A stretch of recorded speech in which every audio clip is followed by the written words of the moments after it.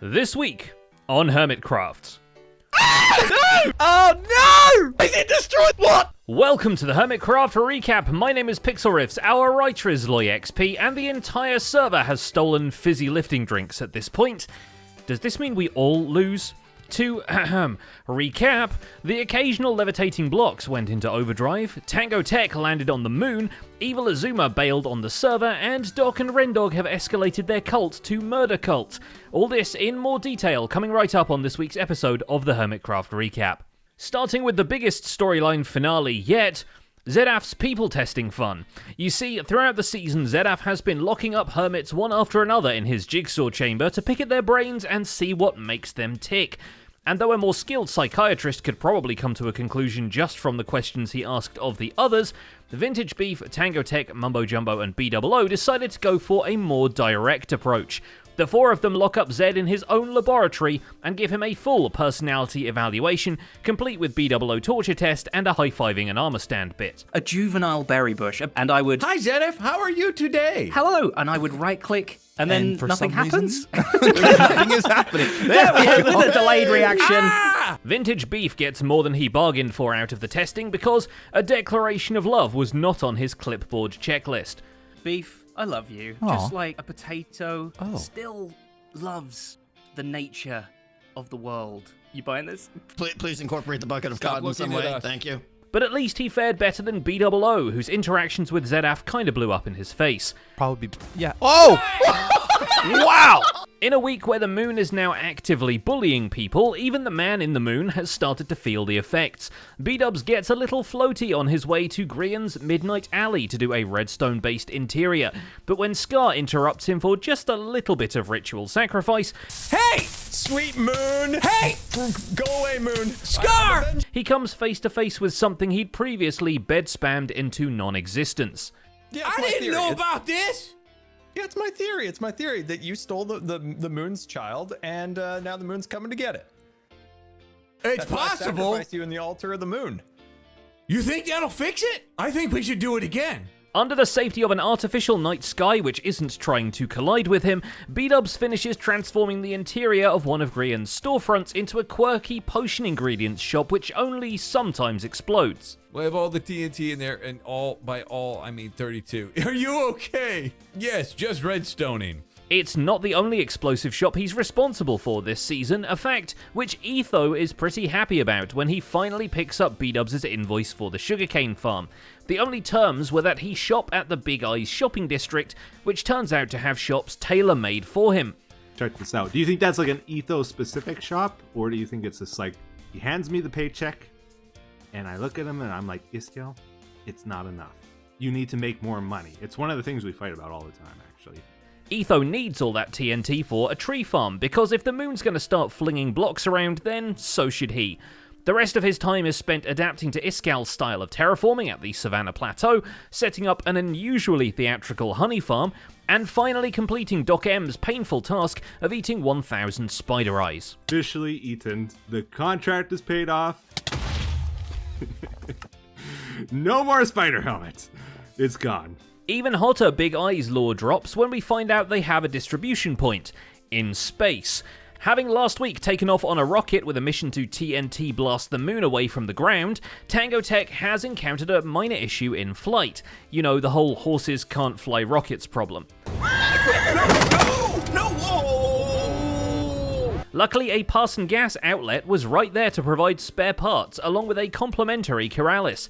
Guess he really got his space station after all, it just had to look like a gas station. Passing gas, welcome to passing gas. I like it. You've been working on this song.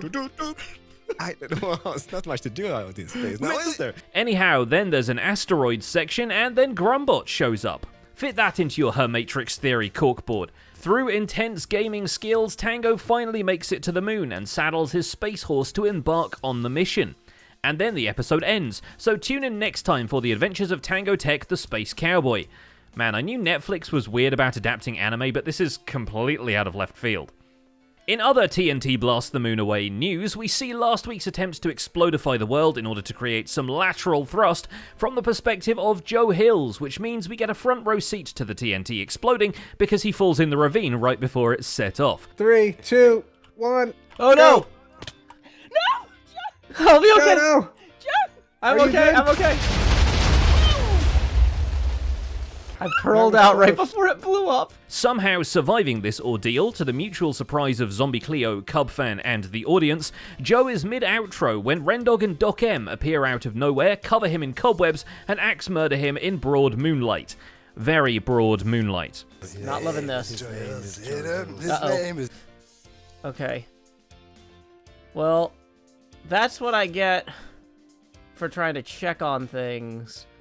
Let's try recording a different episode ending where I don't die. While Doc found out about the levitation issues the hard way during an AFK session where he died at his zombie piglin farm, the moon rock at their auditorium has also elevated his mind. Together with Ren, Doc dons the robes of the Order of Octa and, on the instructions of the Moon Cube, dispatches Mumbo, Grian, Cubfan, Keralis, Joe Hills, and Impulse. Why are you? Whoa! Whoa! Oh! Oh! Oh! Yes. Dang it. Dang it. Dang it. Uh-oh. What are you declared?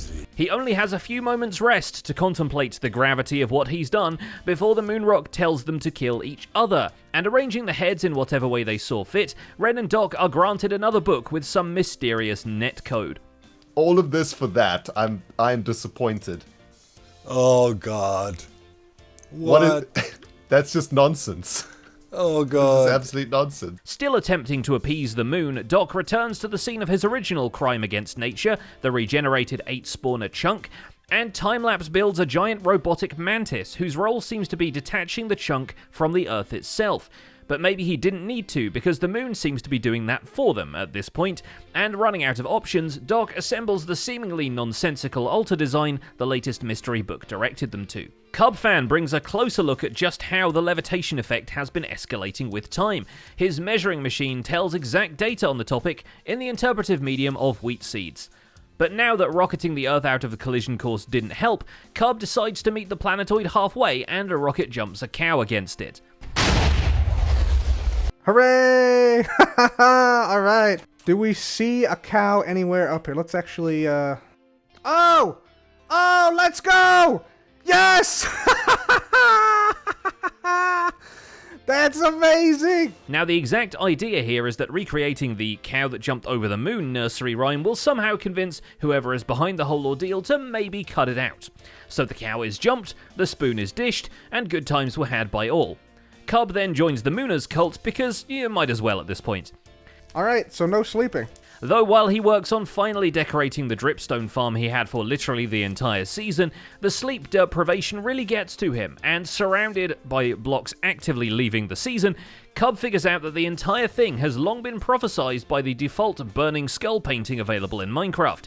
So in case you're wondering who's been putting signs with cryptic warnings everywhere, it might have been him. Big moon, big skull, coincidence I can't spell. The slightly calmer approach to apocalyptic planning manifests itself in XB Crafted, who's quite happy to work on making his bunker habitable in the face of earthquakes, random periods of low gravity, and Keralis living in the room next door. So I think this could work. I mean, it's not. You know, it's a shower head. It's a light thing. It's multi-purpose is what I'm trying to get at here. With home comforts taken care of, the most luxurious bed you could imagine, and some rather tasteful if slightly soggy paintings, XB returns to the outside world to observe the floaty blocks and the big moon. His resolve is not entirely shaken, but the problem is tough to ignore at this point. Moon. Oh, I just saw some more floaties.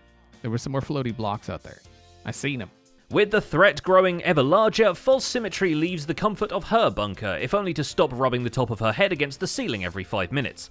Deciding she needs a plan B for when things go down, False revisits her giant soaring eagle to equip her with livable quarters and a fishbowl helmet, because lack of air is definitely the only thing to stop an eagle from going to space. He looks pretty adorable in it, not gonna lie. This can still be forgiven, granted False also spreads out a techno-magical barrier around the bird, represented here as a sphere of occasional glass panels that are supposedly holding the air in, so gas panels rather.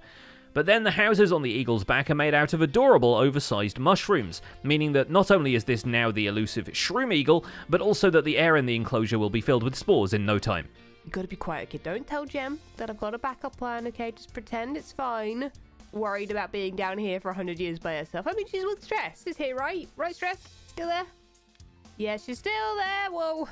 Desperate times call for desperate measures, and having outfitted more of her castle's interior with cozy decorations, Pearlescent Moon realizes that it's in danger of floating into the stratosphere, and designs some giant chains to basically nail it to the ground, although we're not certain what's going to stop the chains themselves from floating away later. Pearl herself doesn't seem to be quite as floaty as everyone else, as Impulse discovers when she turns up dressed for a slumber party, but isn't as good at the long jump event. That's not a long jump. That's a This short is jump. a long jump. My legs can only go so far. My You legs didn't short. make it half the distance I did. Yeah, how did you get so far? That's Do weird. I have special, like, privileges because I'm a moon? You do have Eh? the word moon. Eh? Literally. But she's not entirely able to avoid the low gravity. Maybe it just takes longer to reach her because she's on the other side of the world.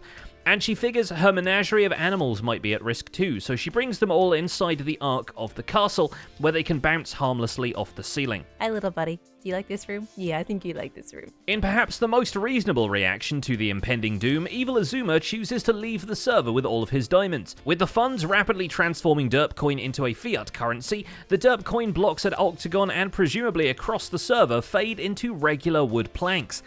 And so does Azuma's Axolotl skin, gradually changing into his original Doom Guy outfit. And it seems that just about everything related to the Derp coin is gone. Even the Derp pass, staking pass, the keys, it's all gone. How could I have trusted him? I trusted someone with evil in their name. What is wrong with me? Azuma's own video is mostly a rundown of him tweaking the sheep farm from last week before the events of the cutscene, but while it overflows with colours, the hover blocks kick into complete overdrive, and X is forced to confront the issues plaguing the world and decide what he's going to do in the face of adversity. We're just gonna have to wait and see what happens. Presented with the same, Good Times with Scar chooses to sacrifice BOO to the Moon Altar. I made B-Dub's Altar of Death, so to this bed where he'll get the greatest night's sleep of his life. Having made the connection between the crescent at his base and the eternal full moon in the sky, Scar figures it wouldn't hurt to try, and tricks B-Dubs with a made-up story of a moon prince into leaping down into the soulfire flames.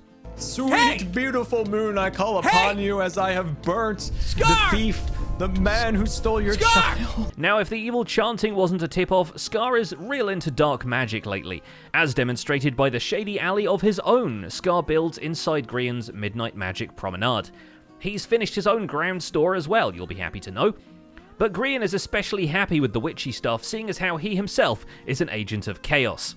The ever-changing shop facades are a little confusing to Boatum customers, as TFC returns to Boatum on his latest shopping trip and has trouble finding the right places to go. That's not helped by a visit to Eyesore, only telling him Elytra are available elsewhere, but not how much the cost is here, and Elytra might be helpful considering even the server's most grounded player is not exempt from moon gravity. It'll be interesting to find out if it turns out being possible to jump halfway across the map or something. Of course, at this rate, I may be having to walk across the ceiling. The good news is he's heard about the height changes in Minecraft 1.18, so the king of branch mining will adapt, and after a bit of poking around in eye candy, he's able to bring back the equipment and ingredients for some fire resistance potions. Now, if only he had the nether warts to get them started. Just don't ask Boatum where the soul sand is, because Grian ended up invisible with neither the warts nor even a potion. Some bug making a player randomly invisible to other players in the area got Grian locked into the perfect pranking state with Mumbo around. This of course had no other outcome but to end in tragedy. The only question really is, which one? And crystals keep appearing behind me and exploding, oh my goodness. At least Harmless Harvest is also providing for the demons on the server. Now, to his credit, Grian actually has done some good work on the back of his base. Happy with other members' work on the Wizard Shopping Mall and with the community contributions for his own storefronts too, Grian actually filled in the back walls of the cavern and successfully sealed his part of the Gigabase away from open airflow. But he also spawned a Wither in the middle of the community area of Boatum. It is time. I'm just gonna do it. No! Oh no! Curb, help! Please! This was an actual mistake. I was just trying to scare him. I'll be real with you. I thought it wouldn't actually trigger Wither because it had signs on it. But at this point, Mumbo's nerves are pretty much fried. Between an impromptu assassination by Docm and Rendog, Impulse gifting him black dye but also speculating out loud about how to force Mumbo to kill something this season, and trying to design a night sky for his storage room on a complete lack of sleep, it was perhaps inevitable that Mumbo was going to be a little disorientated. But while looking for more glass, he runs into a magic horse which tells him where Grian's villagers live, and all heck breaks loose when he investigates further. He's haunted by mysterious signs, end crystals appearing all around him, and is on the verge of an existential crisis when a wither appears right before his eyes. Why do you have so many? I mean, it only takes one misplacement, Mr. Ghoul. Grian immediately confesses in the chat, which Mumbo can see, and with the help of Cubfan, the three of them turn a tough situation into a victory with surprisingly little collateral damage. It should be no surprise that Mumbo decides to leave Boatum entirely after that, but mostly so he can turn his attention back on the industrial redstone farms he's known and loved for. This is the extent of my planning. It's just a red square. And finally there's Impulse, who logs in one day to find that not only are the blocks extra floaty now, but there's a wither boss bar above his factory. And then Docm and Rendog kill him. That's strange. There's a lot of weird stuff going on. Moon strikes again. Wait, That's so strange. Why is there a giant hole in my iron farm? That is bizarre. That is super weird. After this roller coaster of events, it's no wonder Impulse finds himself looking for some less deadly friends, like phantoms. Time-lapsing a phantom sanctuary on an open lawn of his factory, he captures a few of them in boats, and by the next episode he's come up with cute names for them all. Escaping from the Phantom Sanctuary again is a little tougher when moon gravity is involved, but the icing on the cake arrives via the Boatum hole, where Timmy the Magic Pig emerges as though he's been floating back up from the void this whole time. Surprisingly, this helps Impulse stay grounded, since Timmy seems immune to moon gravity, at least for now, and maybe gives him the resolve he needs to repair the wither damage to his iron farm ceiling, connect the skeleton farm to his base via a throwback tunnel design, and relocate the honey farm to his Wonka factory. So yeah, pretty average week on Hermitcraft. And that's about it for this week's recap. Our writer is LoyXP, and my name is PixelRiffs. Captions on this video were provided by Liara. My Minecraft Survival Guide series is back in full swing, so if you need to go back to basics for Minecraft 1.18, you can catch some of the latest episodes in this week's End Screen Theatre. Don't forget to leave a like while you're still here, and subscribe so you won't miss future recaps. Thanks for watching, and happy holidays. We'll see you sometime next week.